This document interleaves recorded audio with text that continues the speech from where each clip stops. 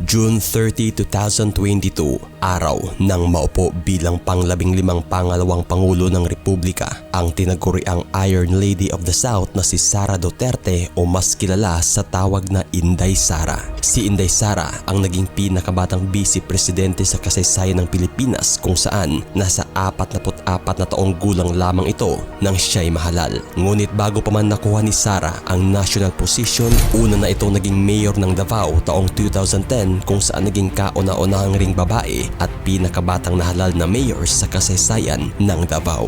Naging mas tumunog pa ang pangalan ni Inday Sara sa publiko nang mangyari ang isang insidente sa Davao kung saan walang alinlangan niyang sinuntok ang isang court sheriff na umano'y nagpapatupad ng isang marahas na demolisyon. Bagay na dito na nga unti-unting nakitaan ng pagkahambing na karakter si Sara sa kanyang amang si Rodrigo Duterte kung saan makarisma, matapang at kamayng bakal ang paraan ng pamumuno. At nang dahil nga sa naturang iron fist rule ng mag-amang Duterte sa siyudad ng Davao, tiningala ito at nagustuhan ng halos buong sambayanan kung saan mismong mga taga-suporta na ang nagtulak sa kanila na tumakbo sa national position.